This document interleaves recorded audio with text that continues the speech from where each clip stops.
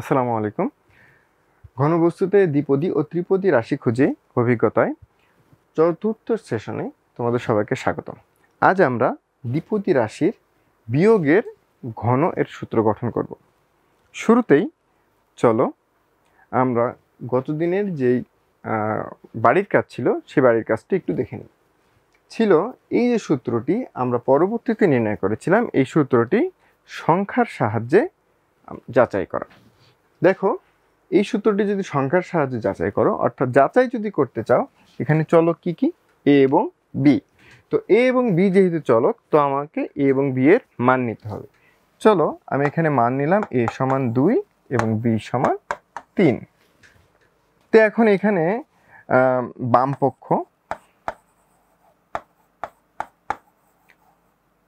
বাম পক্ষকে সমানের বাম পাশে যে আছে সে হলো বাম পক্ষ। এই বাম পক্ষে চলো 2 যোগ 3 তার ঘন, তাই না? এটা কি হয়, 2 যোগ 3 5, এবং 5-এর যদি আমি ঘন করি তাহলে হয় 125। ঠিক আছে, আবার একইভাবে চলো ডান পক্ষ,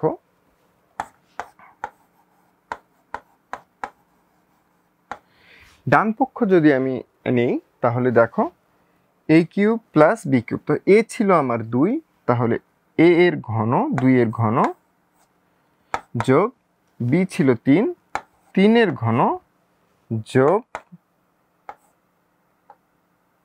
3 গুণিতক এ হলো 2, বি হলো 3, ব্র্যাকেটের ভিতরে 2 যোগ 3।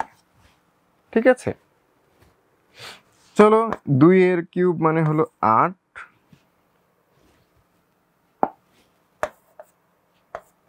3 এর কিউব মানে 27,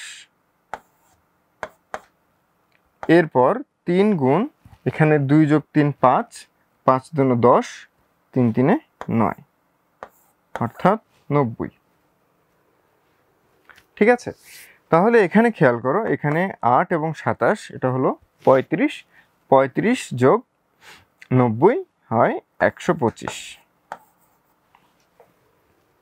দেখো, বাম পক্ষ এবং ডান পক্ষ আমার একই উত্তর এসেছে। তার মানে আমি যাচাই করে দেখলাম সংখ্যার মাধ্যমে যে আমি সমানের বামে যেটি লিখেছি যে বাম পক্ষ ছিল, এবং সমানের ডানে যে আছে যে ডান পক্ষ, এই ডান পক্ষ এবং বাম পক্ষ উভয়ই কিন্তু সমান। খেয়াল করো, এখানে আমি কি বলেছি, সংখ্যার সাহায্যে যাচাই করো। বীজগাণিতিক গুণের মাধ্যমেও কিন্তু যাচাই করা যায়, আমি কিন্তু সেভাবে করিনি।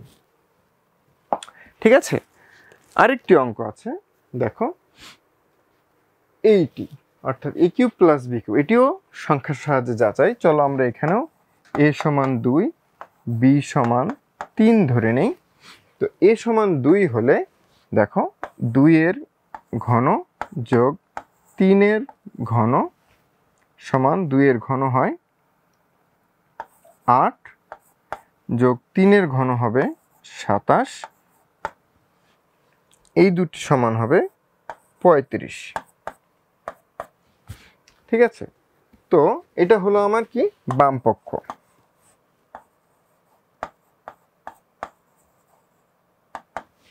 ঠিক আছে, এখন চলো ডান পক্ষ আমরা দেখি।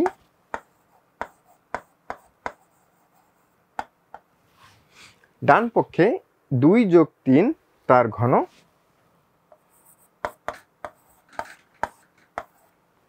বিয়োগ 3 গুণিতক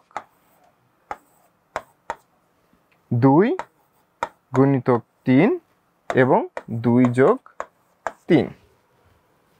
ঠিক আছে, দেখো 2 যোগ 3 এখানে 5, 5-এর ঘন বিয়োগ 3 গুণ 2 গুণ 3, এখানে আবার এটির মান হলো 5, 5 দুগুণে 10, আবার এখানে 9 গুণ আমি 10 হিসেবে লিখলাম। ঠিক আছে, তাহলে 5 কিউব এটা আসবে 125, 125 থেকে 90 বিয়োগ যাবে, 125 থেকে 90 বিয়োগ গেলে এটা হবে 35। ঠিক আছে, দেখো বাম পাশে এবং ডান পাশে আমি সংখ্যার মাধ্যমে উভয় ক্ষেত্রেই কিন্তু পেয়েছি 35।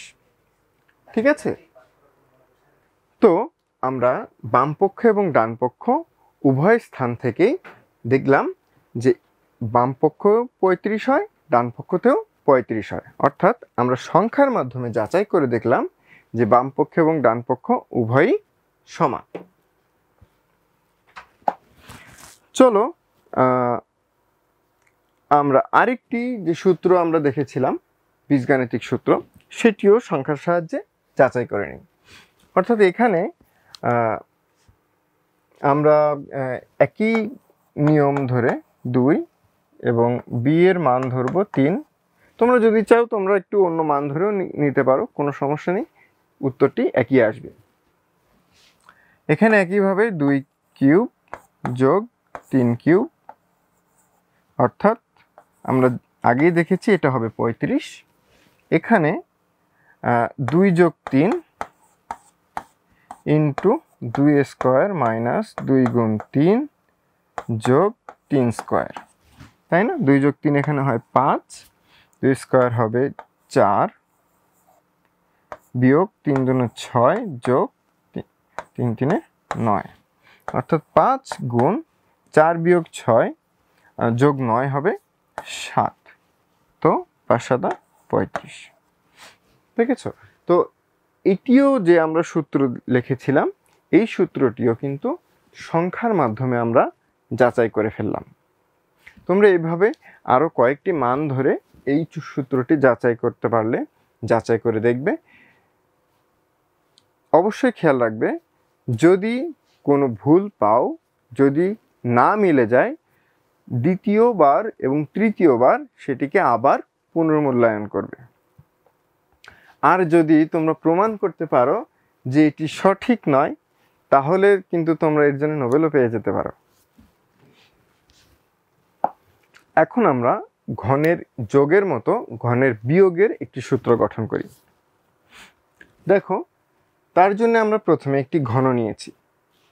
গতবার বা যোগের যখন সূত্র করেছিলাম তখন আমরা কিন্তু এই যে দৈর্ঘ্যটুকু, এই দৈর্ঘ্যটুকুকে ধরেছিলাম এ এবং এই দৈর্ঘ্যটুকুকে ধরেছিলাম বি।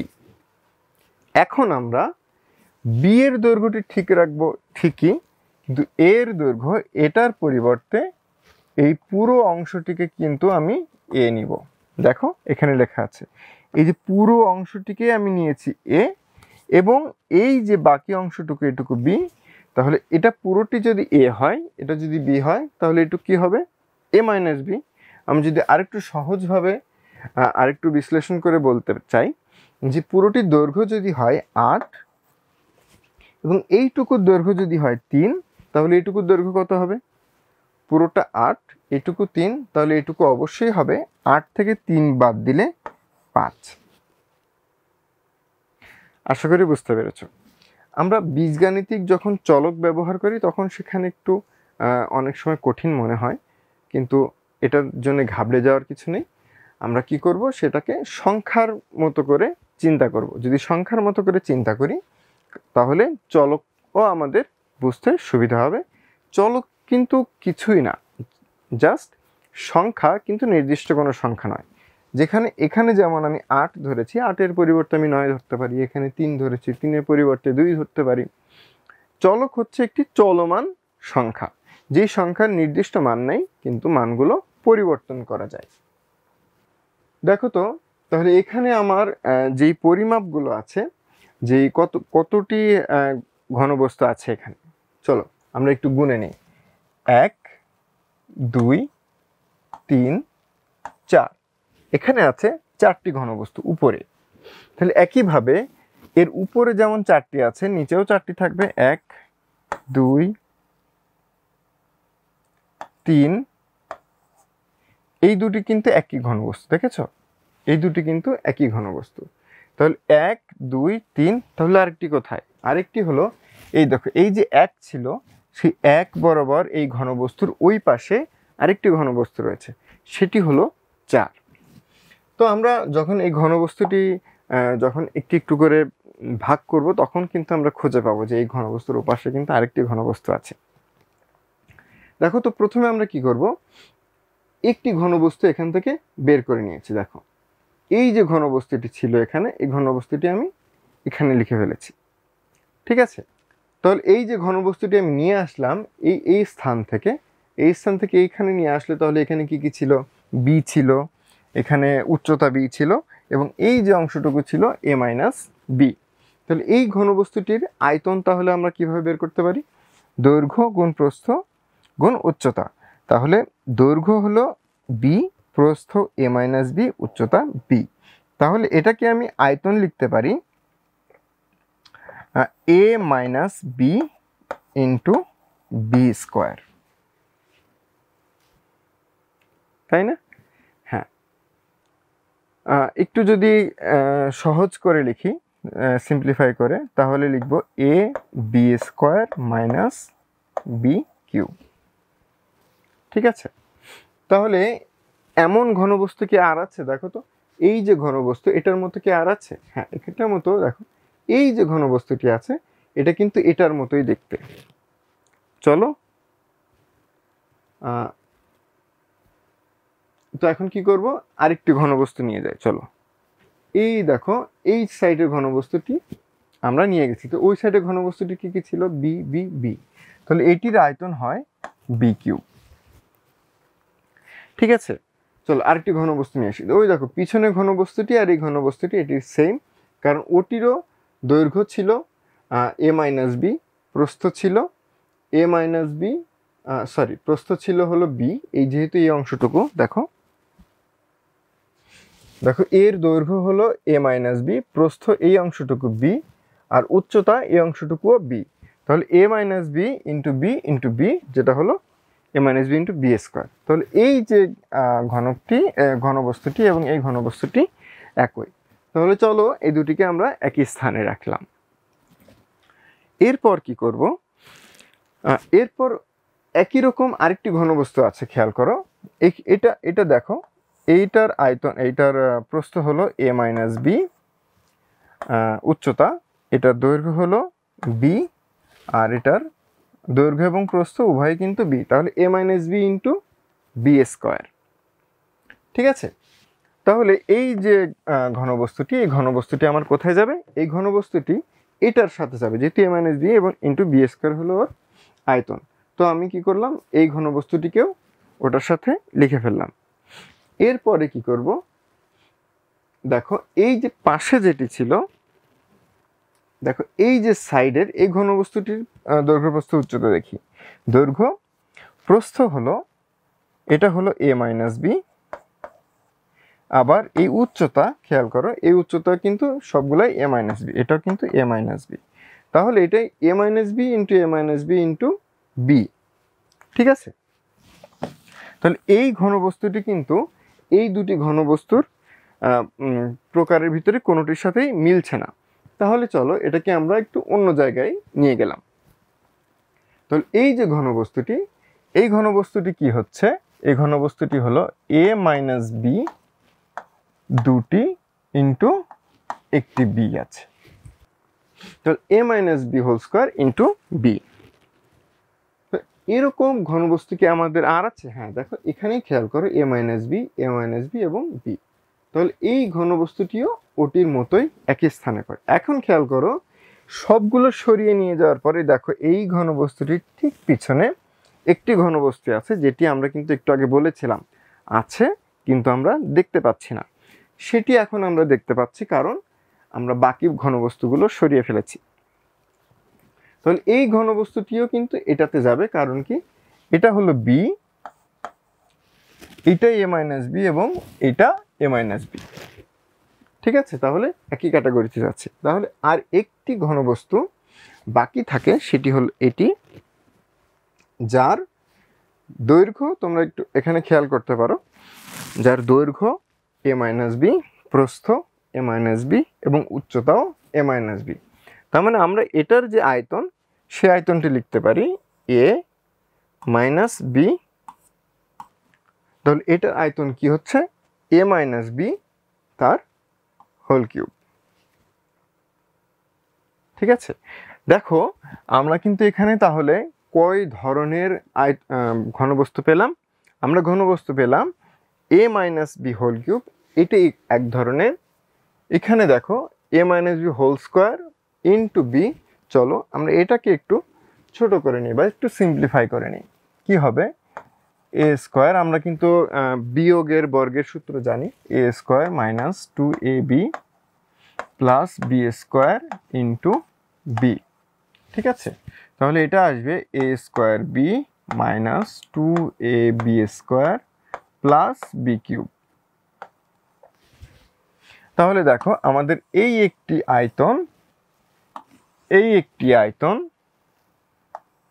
এইখানে একটি আয়তন এবং এইখানে একটি আয়তন। তো আমরা 4 ধরনের ঘনবস্তু পেয়েছি এবং 4 ধরনের আয়তন পেয়েছি। তো এখানে যে আয়তন আছে তার সাথে আমরা কি করব? 3 গুণ করব। এখানে এই যে আয়তন তার সাথেও আমরা 3 গুণ করব। ঠিক আছে, চলো তাহলে এটা থেকে আমরা এখন একটি সূত্র গঠন করে ফেলি। তো প্রথমে আমরা কি করব? যেহেতু আমাদের পুরো ঘনক্ষেত্রের আমাদের আয়তন ছিল এ কিউব, ছিল কি পুরো ঘনবস্তুর বা সম্পূর্ণ ঘনবস্তুর আয়তন। এরপরে আমরা ছোট ছোট করে কি পেয়েছিলাম? একটি পেয়েছিলাম a minus B whole cube, 3টি পেয়েছিলাম এটি। তো যোগ 3 into a square b minus 2ab square plus b cube. ঠিক আছে, তো এখন আমরা এই অংশটি মুছে দিলাম। আর এই অংশটি পেয়েছিলাম আরো 3টি।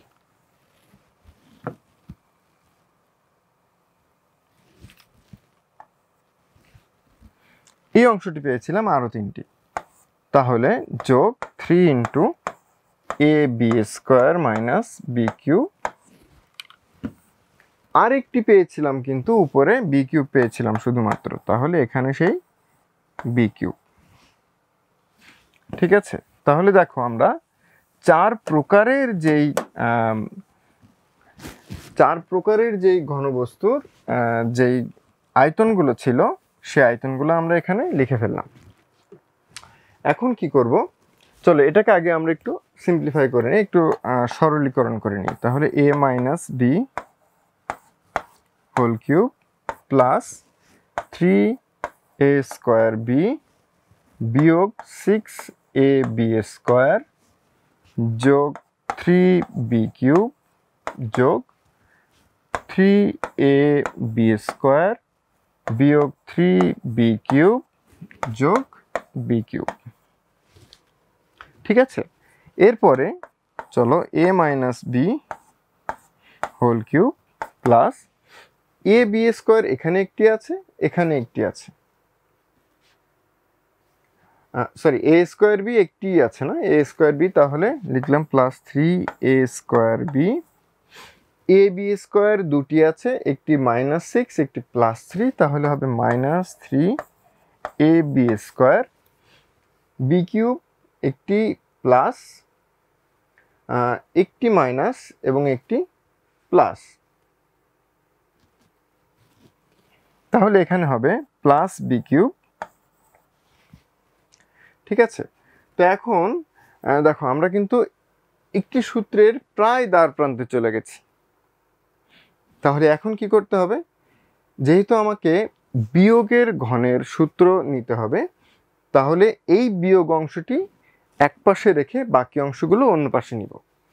তাহলে এগুলো যদি আমি এ পাশে নিয়ে আসি তাহলে কি হবে? A cube minus 3a square B plus, যেহেতু এখানে মাইনাস তাহলে প্লাস 3ab স্কোয়ার, ওখানে প্লাস ছিল তাহলে মাইনাস বি কিউব সমান এ মাইনাস বি হোল কিউব। দেখেছ? তাহলে a minus B whole cube এইটার এই যে বিয়োগের ঘনের যে সূত্র, সেই বিয়োগের ঘনের সূত্রকে আমরা a cube minus 3a square B plus 3ab square minus B cube এই সূত্রে আমরা গঠন করতে পারি। এখন চলো শ্রেণীর কাজে আমরা কি করব? ওই যে সূত্রটি আমরা নির্ণয় করেছিলাম ওই সূত্রটি থেকে এখন বীজগাণিতিক যে নিয়ম সেই নিয়ম ব্যবহার করে আমরা এটি নির্ণয় করতে পারি কিনা। চলো তাহলে সূত্রটি আমাদের কি ছিল,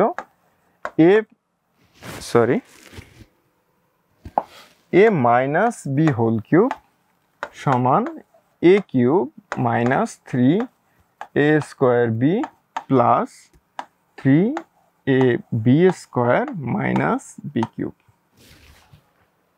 ঠিক আছে, এই সূত্রটি থেকে আমরা কি করব এখন, a minus B whole cube. তাহলে দেখো এখানে a কিউব আর b কিউব আমি একসাথে লিখলাম, a cube minus B cube. তোমরা যখন যোগের সূত্র করেছো তখন কিন্তু এটি করেছো plus 3ab square minus 3a square B,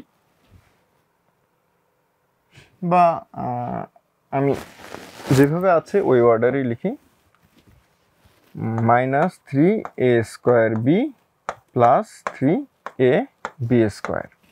ঠিক আছে, দেখো এখানে কিন্তু আমি আবার 3ab কমন নিতে পারি, তাহলে a cube minus B cube minus 3ab common নিব।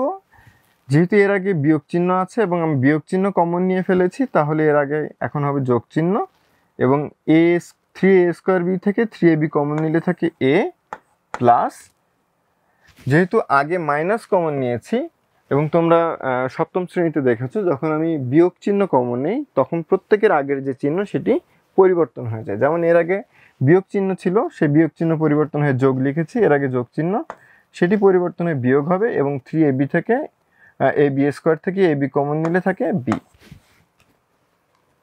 দেখো এখানে কিন্তু আমরা একটি নতুন সূত্র পেলাম।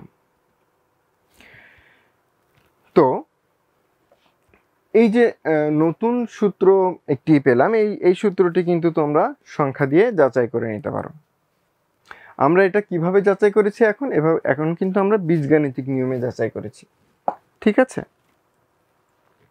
দেখো এই হলো সেই সূত্র। এখন তোমরা বাড়ির কাজ হিসেবে এই যে দুটি সূত্র, পরবর্তী দেখো আরও একটি সূত্র আছে, সেই সূত্রটি কিন্তু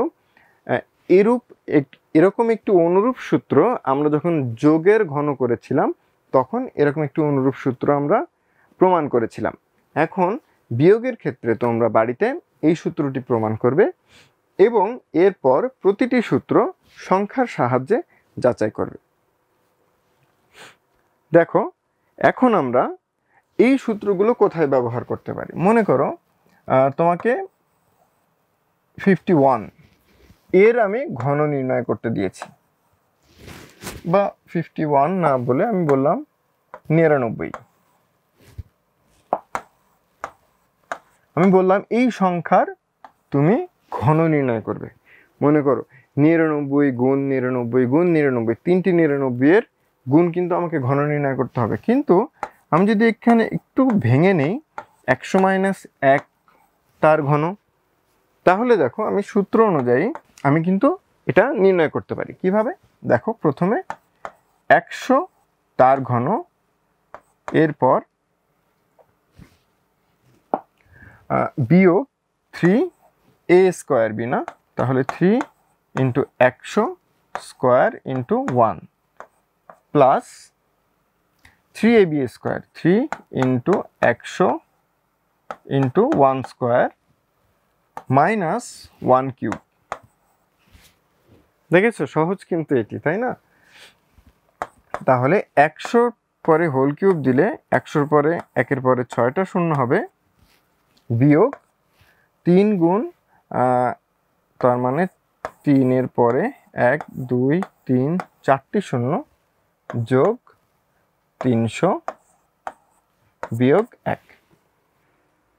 দেখো তাহলে এই যে যোগ আমরা এখন করব, তাহলে চলো আগে যোগগুলো করি। 300 যেহেতু, তাহলে 1 0 0 0 3 0 0 বিয়োগ 3 0 0 0 1, এই দুটি সংখ্যা এখন আমি বিয়োগ করব। ঠিক আছে, দেখো এই যে আমি এখন কি একটি বড় সংখ্যাকে, একটি বড় গুণকে আমি কি সূত্রের মাধ্যমে কিন্তু ছোট গুণ আকারে প্রকাশ করে ফেললাম। এটা কিন্তু আমাদের একটি বাস্তব জীবনে সবচেয়ে বড় একটি প্র্যাকটিক্যাল আমরা ইমপ্লিমেন্টেশন বা আমরা কি বলতে পারি যে বাস্তব প্রয়োগ বলতে পারি, যে কঠিন জিনিসকে ভেঙে আমরা সহজ করে ফেললাম। তো দেখো বাড়ির কাজে দ্বিতীয় যে কাজটি, সেই কাজটি খেয়াল করো। দেখো 52 আছে, তার মানে এটা কিভাবে ভাঙবো? আমরা 52কে 50 যোগ 2 ভাঙতে পারি। 79 আছে, 80 বিয়োগ 1 ভাঙতে পারি।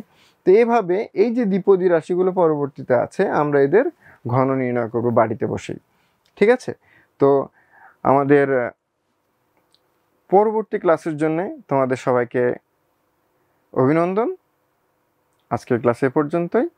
আসসালামু আলাইকুম।